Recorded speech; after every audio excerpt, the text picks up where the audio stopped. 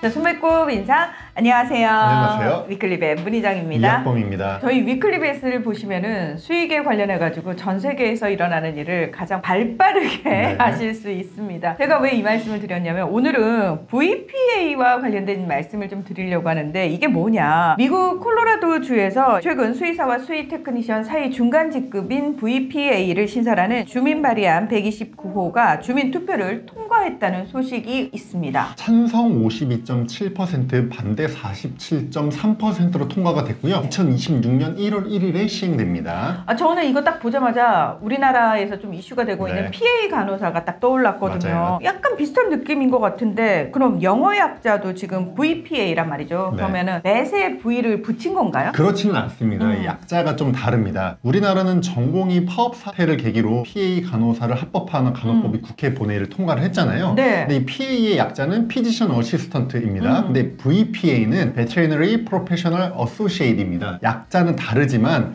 비슷한 개념이라고 보시면 됩니다. 근데 제가 알기로는 이미 미국에는 수의 테크니션이 굉장히 여러 등급이 있거든요. 맞습니다. 미국은 아무런 별도 자격이 없는 테크니션이 있고요. RVT라고 해서 Veterinary Technician 앞에 레지스터를 붙여서 특정 자격을 갖춘 테크니션도 있습니다. 업무 범위도 우리나라와 다르죠. 미국은 테크니션이 간단한 주사 체열을 다 하고 있습니다. 그래서 수의사분들이 아예 주사나 체열을 하지 않는 경우들도 있거든요. 지금도 이렇게 우리나라와 다른데 미국은 여기에 특정 주지만 VPA라는 제도가 하나 더 신설이 됐기 때문에 조금 더 복잡해졌다고 보시면 됩니다. 참고로 우리나라는 현재 수의사가 아닌 사람의 주사 체열 행위는 다 불법입니다. 그러니까 이미 미국에서는 수의 테크니션이 주사, 체열 업무를 하고 있는데 굳이 VPA라는 새로운 직급을 또다시 만든다는 건 왜 그러는 건지, 혹시 업무 범위가 또 달라지는 건지 그런 것도 좀 궁금해요. 네, 그런 게 이제 궁금하실 것 같아요. 수의사의 지도, 감독 아래라는 전제를 달았지만 이 VPA에게는요, 주사 체열 범위를 넘어서서 질병의 진단, 예후 판정, 그리고 수술까지 허용될 예정입니다. 침수 행위라 하더라도 수의사의 지시에 따라서 주사를 놓고 체열을 하는 행위는 진단이나 판단이 들어가진 않잖아요.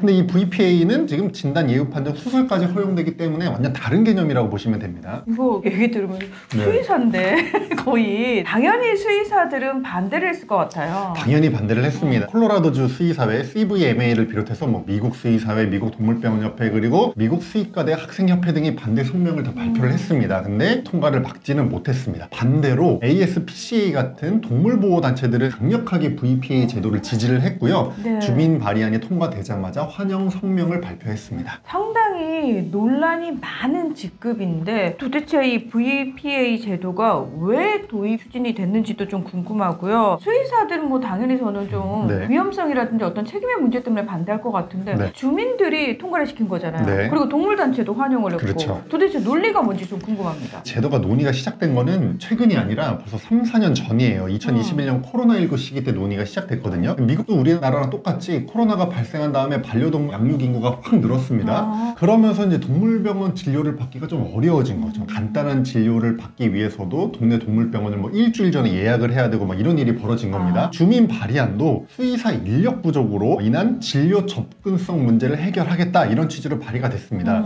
동물보호단체들도 보호하는 동물을 진료를 받아야 되니까요.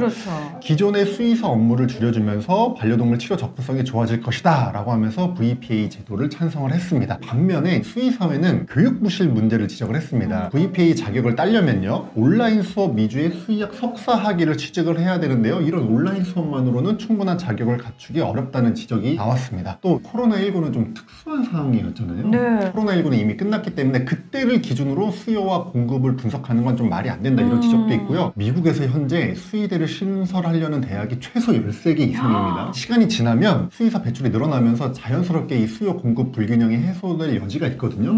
그렇기 때문에 수의사회는 반대를 했던 거죠. 저는 인력이 부족하다는 것도 알겠고 현실적으로 좀 어려움을 겪은 이유도 알겠는데 사실 수의사도 생명을 다루는 직업이고 동물을 다룬다라는 거는 진짜 엄청난 책임감과 더불어서 기술적으로도 전문성을 가져야 되는 건데 이걸 온라인 수업으로 해가지고 될 건지도 좀 의문이고 우리나라에서도 사실 동물보건사 제도가 시행 중이잖아요. 미국 콜로라도 주에서 이런 일이 있었어요 라고 전해드리면서도 이거는 미국의 한 주에서 일어난 일로 치부할 게 아니겠는데 곧 우리나라에도 이 비슷한 논의들이나 얘기들이 나오지 않을까라는 걱정도 살짝 되고요. 맞습니다. 그래서 우리나라에서도 이걸 좀 관심을 갖고 제도를 지켜봐야 되는데요. 우리나라도 동물보건사 제도가 시험이 시행된 지가 벌써 3년이 됐습니다. 네. 3회 시험이 치러졌고요. 그런데 동물보건사의 업무 범위에 주사 체열 같은 침습 행위를 추가해야 된다 이런 얘기들이 나오고 있고요. 현재는 국가 자격증으로 되어 있는데 이걸 면허증으로 좀 바꿔야 된다. 그러니까 동물보건사 면허증이 없으면 이 업무를 하지 못하도록 해야 한다 이런 얘기도 나오고 있습니다. 게다가 우리나라도 수의대를 더 신설해야 된다, 뭐 수의사 더 배출해야 된다 이런 얘기들도 나오고 있잖아요. 네네. 그래서 이런 논의들을 할 때 이 VPA 제도의 진행 과정, 논의 과정을 좀 참고할 필요가 있을 것 같습니다. 인력 부족이 예상이 된다라고 그러면은 조금 더 심각하게 저는 논의를 좀 할 필요가 있다라고 생각이 들거든요. 네. 그래서 미국뿐만 아니라 다른 나라에서는 인력 부족에 어떻게 대응을 하고 있는지도 좀 살펴볼 필요가 있을 것 같고요. 이 논의가 저는 선제적으로 수의계 내부에서 먼저 나오는 게 맞지 않나 라는 생각이 듭니다. 네. 오늘 위클리 벳은 여기서 마무리하겠습니다. 함께 해주셔서 고맙습니다. 감사합니다.